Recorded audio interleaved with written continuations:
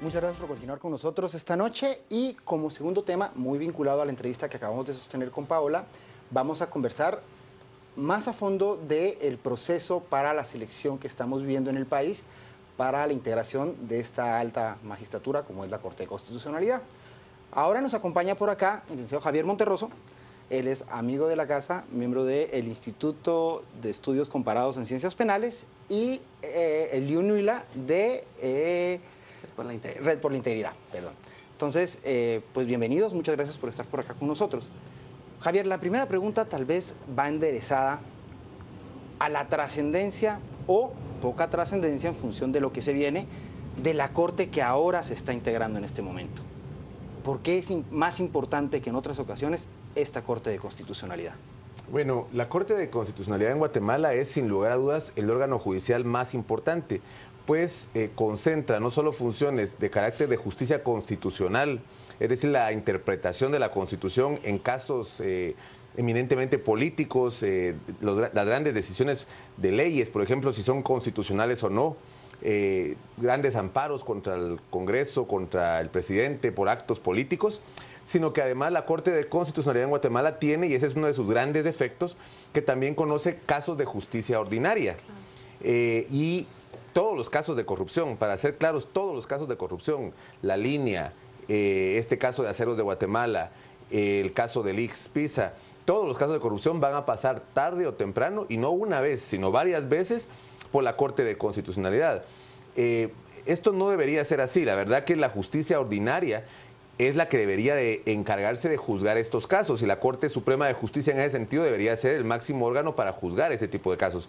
Pero el sistema guatemalteco, donde cabe el amparo contra decisiones judiciales, hace que la misma Corte de Constitucionalidad, que debería estar viendo nada más interpretaciones políticas, interpretando la Constitución en temas de derechos, tenga que meterse a temas judiciales.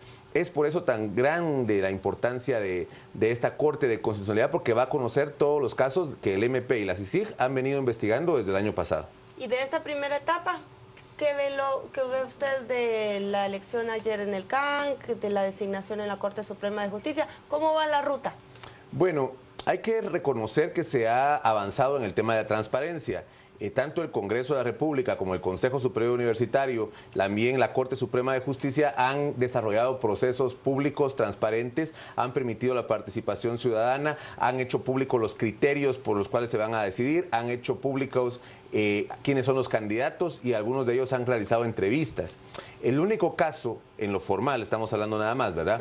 El único caso que definitivamente no tuvo nada de transparencia es el presidente de la República, a pesar de reiterados llamados por organizaciones sociales, por incluso la comunidad internacional, que le ha planteado que siempre es mejor una elección de jueces que sea transparente, donde se conozcan los criterios que se van a evaluar y que conozcan quiénes son los candidatos, para que también la sociedad opine sobre ellos. El presidente se ha negado reiteradamente a hacer públicos los candidatos. Hasta el día de hoy mencionó que estaba analizando al licenciado González Dubón y que había descartado ya a los licenciados Fuentes de Estarac y Marco Antonio Villeda. Hasta el día de hoy en una entrevista, pero nunca se ha visto que el presidente tenga ninguna intención de hacer pública la elección. Elio, ahí una cuestión en el Congreso de la República. Ha habido un grado de crítica en el sentido de que los parámetros usados responden a una tabla de gradación, pero que finalmente cuando eso entra al Pleno, los criterios sirven para dos cosas, para nada y para lo mismo. ¿Cómo evalúan ustedes de Red esta postura y qué esperar entonces que vaya a salir del Congreso en cuanto a los representantes ante la CC? Claro, primero agradecerles a ustedes el espacio. Segundo, en algún momento nosotros tuvimos acercamientos con el presidente del Congreso de la República. ¿Para qué? Para entregarles un perfil a ellos idóneo de lo que nosotros como ciudadanos guatemaltecos esperamos, porque bien lo decía el licenciado, es importante que la Corte de Constitucionalidad sea una corte digna, honrada y honesta, que eso es lo que buscamos todos. Entonces yo considero de que sí se ha estado realizando de una buena forma, pero bien lo decía usted, o sea, en algún momento puede servir para mucho, pero también para nada. Entonces lo que se quiere acá es de que en realidad se tomen en cuenta cada una de las sugerencias que se les han dado, y que eso a su vez pues obviamente se observe quién no conviene y quién sí conviene a su vez, porque no solo es de decir mandamos a alguien a la corte, es alguien que en realidad, ya lo decía, nosotros también compartimos que esos casos que hoy se están dando van a llegar tarde o temprano ahí. Entonces es importante que sí el Congreso siga esta lista, que no solo es Red por la Integridad, sino que son varias organizaciones las que nos hemos pronunciado. En algún momento se tuvo también participación con Guatemala Visible. ¿Cuál es el perfil del magistrado ideal que se propone desde estas organizaciones? Claro, es una persona que no tenga vínculos con el narcotráfico, que no tenga vínculos con el crimen organizado, que no tenga vínculos o con algún político, que no tenga que pagar favores políticos, porque entonces la persona que está detrás de él ya se va a sentir con el poder, ¿verdad? Entonces es lo que no se quiere. ¿Excandidatos? ¿Qué cabida tienen en un proceso como este? ¿Excandidatos a un puesto público? Bueno, la participación política es un derecho que todos los ciudadanos tienen. Hay personas que en algún momento pudieron haber participado en política, pero lo importante es que no tengan vínculos actuales con un partido político, porque definitivamente eso va a ser un punto donde los magistrados tendrán que conocer en algún momento. Por ejemplo, el caso de los diputados que no pudieron asumir su curul. Está el caso de Milene Mazariegos, que ya solicitó a la Corte de Constitucionalidad que la reinstalen cuando el Tribunal Supremo Electoral dijo que no podía ser diputada porque no es idónea. Y así están otros diputados. Tenemos el caso de otros diputados que están en el Congreso. Por ejemplo, el jefe de la bancada, jefe de facto de la bancada FCN, Edgar Ovalle, secretario general del FCN, está ahorita enfrentando un antejuicio. Está analizándose si se le lleva a proceso penal o no. Y la Corte Suprema de Justicia le dio un amparo. Ahora el Ministerio Público y la CICIG apelaron ese amparo ante la Corte de Constitucionalidad. Y tenemos información de que hay magistradas y magistrados actuales de la Corte de Constitucionalidad, no voy a decir en plural, voy a decir una magistrada y un magistrado que están actualmente en la Corte de Constitucionalidad, están negociando en el Congreso de la República darle el amparo mantenerle el amparo a Edgar Faustino Ovalle a cambio de que voten por ellos como magistrados para la Corte de Constitucionalidad. Y ese es uno de los problemas que hay en el sistema, ¿verdad? Los diputados no deberían tener una elección directa sobre los magistrados de la Corte de Constitucionalidad. En ese esquema, Javier, además de esto que es delicadísimo, pero es unipersonal, es para beneficiar a un diputado en particular. Pero con toda la convulsión que se está dando en el marco de la reforma a la ley electoral y de partidos políticos, que evidentemente ya es sabido que las enmiendas, si es que se hacen, o las inconstitucionalidades que se planteen, van a ir a dar a la Corte de Constitucionalidad. Cabe en la negociación perversa que nos estás contando, no solo con los que pudieran ser electos, sino con los candidatos, un cabildeo para que eso sea parte determinante en su selección. Mira, hay un tema, por ejemplo, en la ley de electoral y de partidos políticos no cabría una inconstitucionalidad porque no caben las inconstitucionalidades precisamente con las leyes de carácter que forman el bloque constitucional.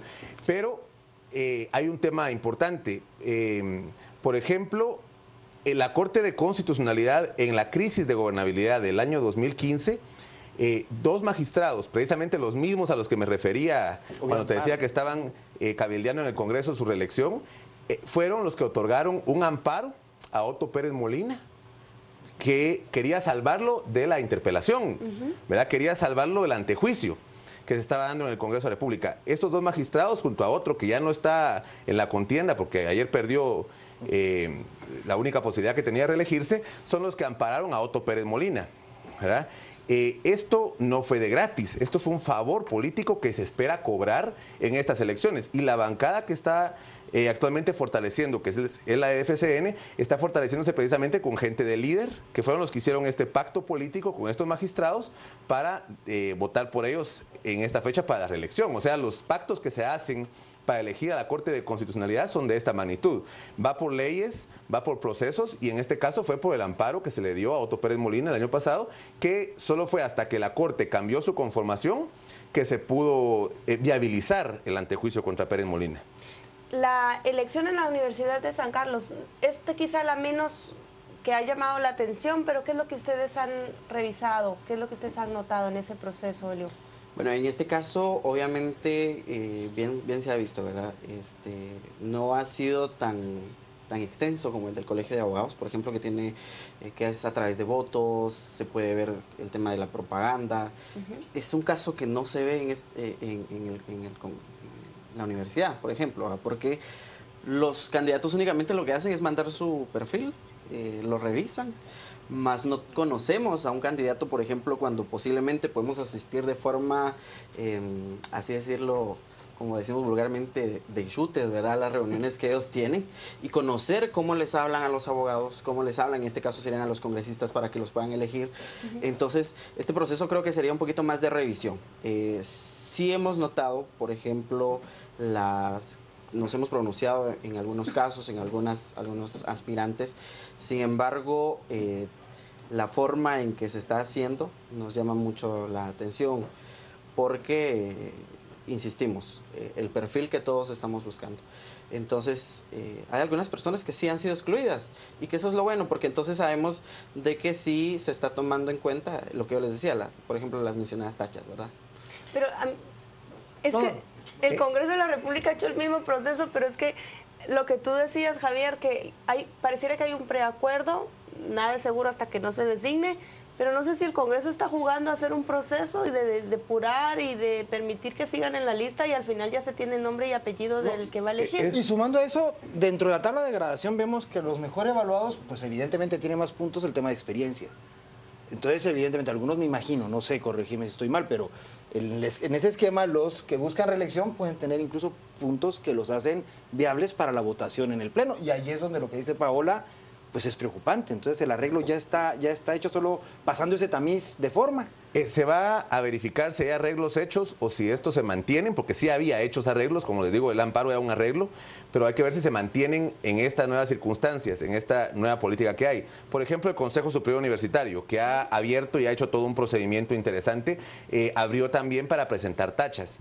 Supuestamente en el Consejo Superior Universitario ya había un candidato decidido, que era el licenciado Francisco de Mata Vela, pero el licenciado de Mata Vela recibió una tacha muy seria, donde se demuestra que partes de un libro que él dice que es de él, de su autoría, tiene extractos y párrafos sin citar correctamente y algunos simplemente copiando de otro libro. Es decir, esto se presentó... Sí, se suena a ustedes muy conocido precisamente, y esto ya se presentó ante el Consejo Superior Universitario. Ahora depende del Consejo Superior Universitario conocer esa tacha, valorarla, y vamos a ver si estaban ya los acuerdos hechos o si se va a valorar efectivamente las objeciones en forma objetiva y se va a tomar decisiones en relación a eso. Por ejemplo, en el caso del Consejo Superior Universitario, que quiere liderar una reforma del Estado, va a ser juzgado precisamente por cómo va a conocer en este caso el magistrado de la Corte de Constitucionalidad. El Congreso de la República, que ha estado ganando legitimidad por algunas acciones de transparencia, va a ser juzgado por cómo va a elegir y a quién va a elegir a la Corte de Constitucionalidad.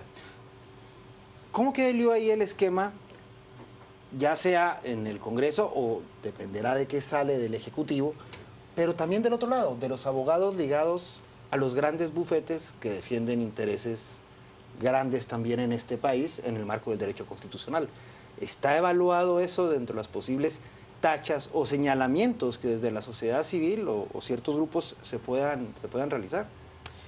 Lo que sí hemos notado es que no hay como una ley, si así decirlo, que hable sobre el proceso de elección, o si lo hubiera y lo que se está utilizando es la ley de comisiones de postulación en algún momento, es que vemos deficiencias todavía. Por ejemplo, el día de ayer veíamos todavía campaña.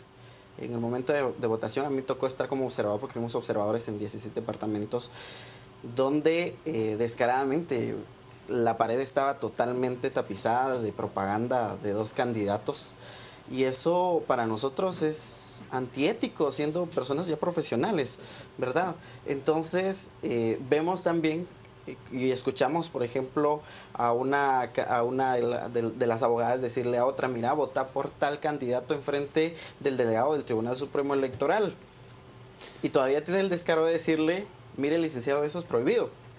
Y le dice: es que depende, le dice.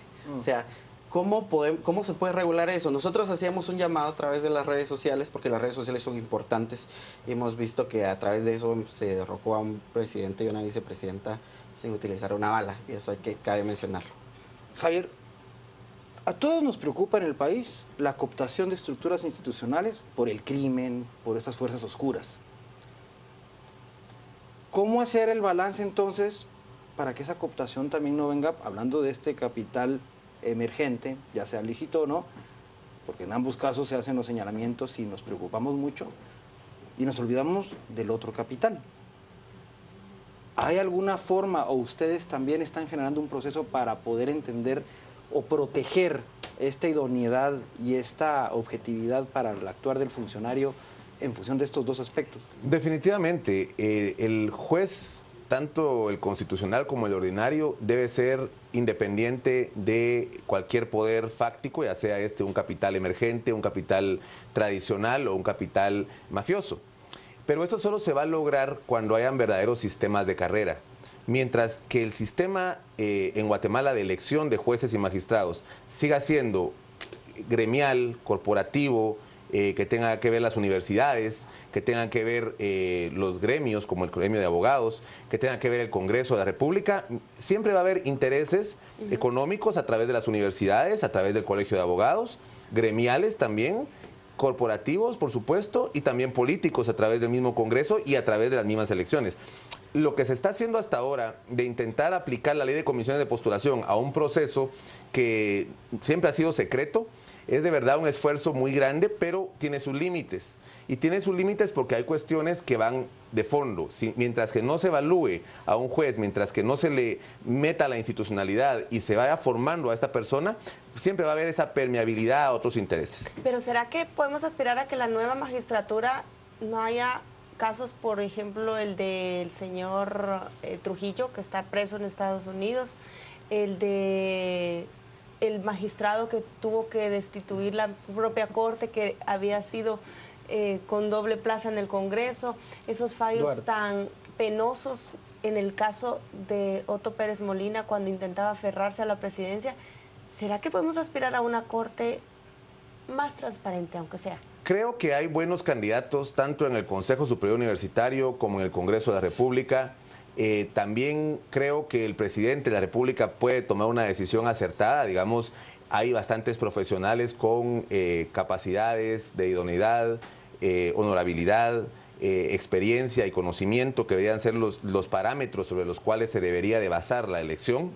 Creo que todavía hay posibilidades de que haya una mejor corte que esta que está terminando su periodo, una corte más independiente, una corte...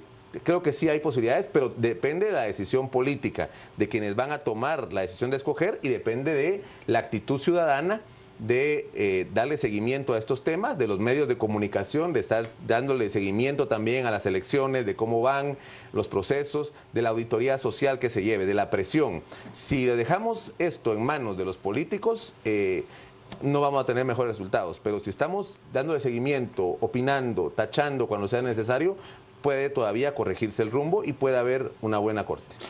Red y las organizaciones que los acompañan en el activismo en este tema, ¿qué postura tienen? ¿Están a favor de la reelección de los actuales magistrados de Corte de Constitucionalidad? Porque evidentemente no se bueno, salvo el que mencionaba Paola o Javier, que ayer pues queda fuera de la contienda, pero los demás buscan su reelección por vías, tal vez no de una cuestión de emisión de sufragio o de apertura para la manifestación de voluntad, sino mediante algunas cuestiones que pueden ser juegos políticos. Red y las demás organizaciones que los acompañan en esto, ¿están en pro de la reelección de magistrados? No, obviamente la Red específicamente no. Dentro de ese perfil que le entregamos al presidente del Congreso de la República se le dice que no, porque ya son personas que posiblemente están viciadas de una magistratura ya vivida. Entonces lo que se quiere es tener personas ya diferentes, personas que lleguen con un proceso, con una mente muy distinta. Yo creo que hay que evaluar. En todo proceso de elección de jueces y magistrados se busca que haya estabilidad. ¿Y la experiencia? Y experiencia. Y esto solo se da, por supuesto, en la judicatura. Creo que hay que evaluar los fallos de los candidatos que buscan la reelección o que han sido jueces o magistrados que buscan la elección en la Corte Constitucional también. Y hay fallos paradigmáticos, ¿verdad? Como este que les planteo, ¿verdad? Como un juez que amparó a un presidente por un amparo que presentó otra abogada, ni siquiera el propio presidente, ni siquiera había legitimidad para plantear el amparo, ¿cómo aspira todavía a que lo reelijan?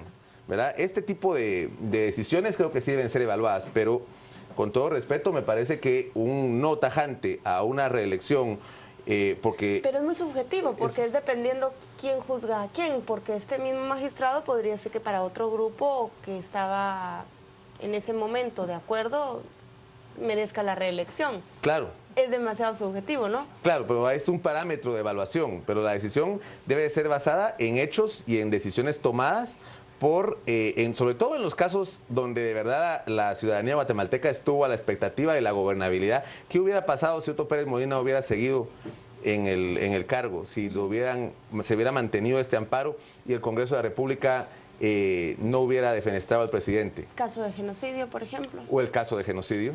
Es que ahí es el problema. ¿Y el caso de los genéricos, dónde queda ahorita, por ejemplo, con ese problema tan serio en el que está metido ahora el Ministerio con el fallo cabal de la actual Corte, ¿no?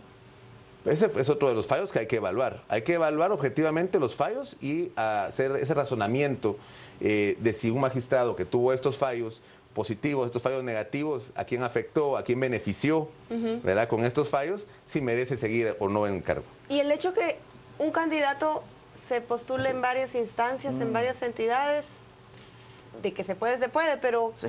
¿qué piensan ustedes de esa posibilidad? ¿Cuál es el interés de poder llegar? ¿Ganar? Querer, sí, obviamente, pero ¿cuál es el interés de querer llegar al poder? Porque quiera que no, ya lo decíamos, para mí es uno de los puestos más importantes dentro del país. Entonces, si yo sé que estoy bien, que no tengo ninguna tacha, no tengo por qué me señalen, entonces yo solo debería de participar en una entidad. Podría quitarle el espacio a otro. Por ejemplo, vemos un caso también que se postula para titular y se postula para suplente. Entonces, eso sí es de analizarlo. Y regresando al tema de la no reelección, es que es de doble vía y es un arma de doble filo, porque si se sabe de que se va a pertenecer y se hace pertenecer, entonces ya se sabe que quien tiene más posibilidades quien está adentro que el que está afuera, porque ya conoce, tiene a bien decir, yo hice esto, yo hice aquello, yo logré avanzar en este sentido, pero ¿por qué no le damos la oportunidad a quienes no han estado? Javier, ¿y podemos esperar que a pesar de esta denuncia o este acuerdo previo que ahora sale a luz y que se ha sabido en otros esquemas, podríamos esperar del Congreso una actitud tan temeraria, por no decir otra palabra, como para que no les importe y de todos modos se mantengan en las posturas tradicionales que han caracterizado al Congreso en este tipo de acciones? Creo que sí, creo que podemos esperar que a pesar de que todos sabemos de que hay acuerdos, precisamente con decisiones como la de Edgar Ovalle, por ejemplo, el antejuicio se está conociendo en la Corte de Constitucionalidad y el Congreso tiene que elegir, y esa es la bancada más fuerte en estos momentos en el Congreso. Este tipo de decisiones son públicas y todos lo sabemos. Puede ser que el Congreso, pensando en un manto de impunidad que vendría precisamente con la elección de la Corte, se atreva a tomar este tipo de decisiones. Y por eso esperamos que la ciudadanía, cuando vea este tipo de acciones, reaccione y que denuncie el tráfico de influencias, denuncie la compra de voluntades que se puede estar dando, como lo estamos haciendo en estos momentos precisamente, ¿verdad? Estamos denunciando el riesgo que existe de que se esté negociando impunidad a cambio de votos. ¿Y qué piensan ustedes cuando escuchan el nombre del señor González Dubón como uno de los que podría elegir el Ejecutivo? Y notas como las de la hora de esta tarde recuerdan que en el 2007 él se oponía a la creación de la CICIG y que fue representante de la Liga Pro Patria. ¿Te refieres a eso, a esa oposición que debería ejercer la ciudadanía con asociaciones como esta, o a tachas más fácticas de cosas que podrían impedirle ocupar el cargo?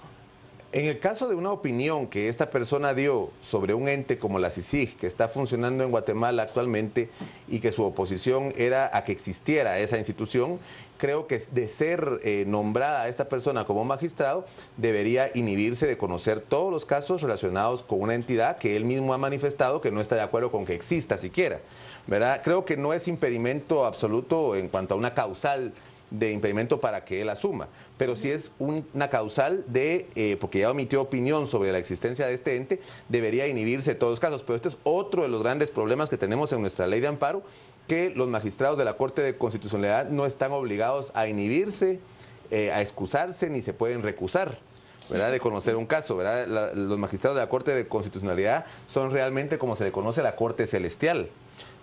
Y el manejo de una posible, además la postura de ellos ante una posible reforma finalmente a este sistema que señalabas en tu primera intervención, Javier,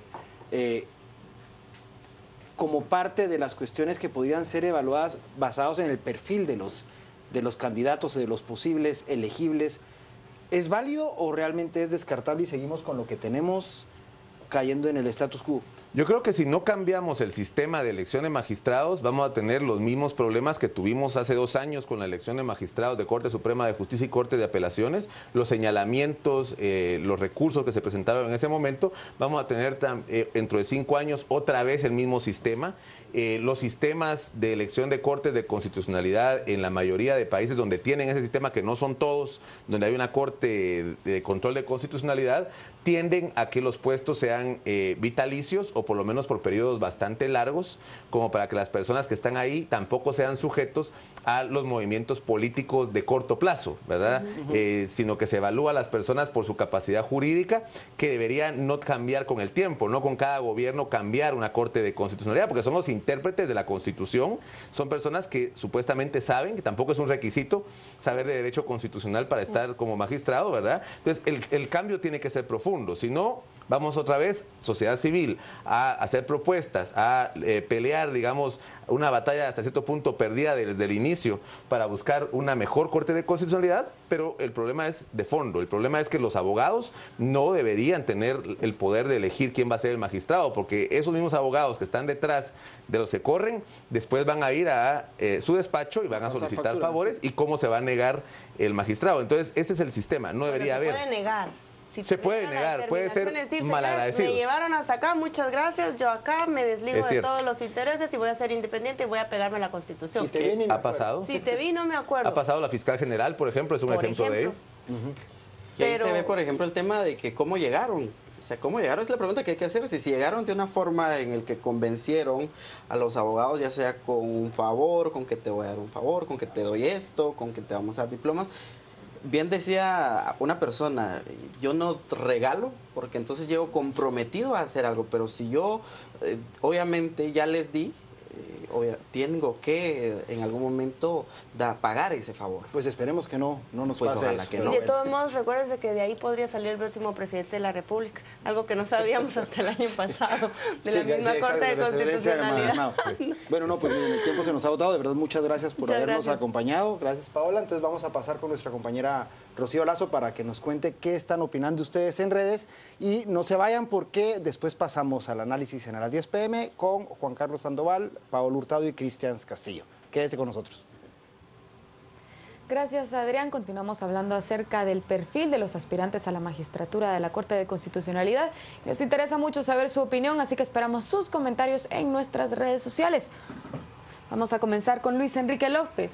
Este patojo Nuila está más perdido que el hijo de la Llorona. Ya no lo inviten. Juan Martínez, todos los sectores quieren tener representantes en la Corte de Constitucionalidad para garantizarse resoluciones, intereses versus bien común. Abner Martínez, aplicar la ley de postulación al proceso de selección para la Corte de Constitucionalidad es ilegal y perverso. Raúl nos dice, el uso del amparo ante la Corte de Constitucionalidad como tercera instancia es un vicio que anula, de hecho, todo el esfuerzo de la justicia ordinaria. González Barahona comenta, que digan nombres, delito de omisión. Christopher Martínez, ¿qué se puede decir del doctor Bonerge señalado de actos de corrupción? Y por último, Abner Martínez nuevamente, la supuesta transparencia es la trampa porque ya existen acuerdos, no se engañen. Les recordamos que en Facebook y en Twitter nos encuentra como Canal Antigua. Ahora es momento de conocer todas las noticias deportivas. Lo invitamos a que se quede con nosotros en a las 10 p.m. Que tenga una linda noche.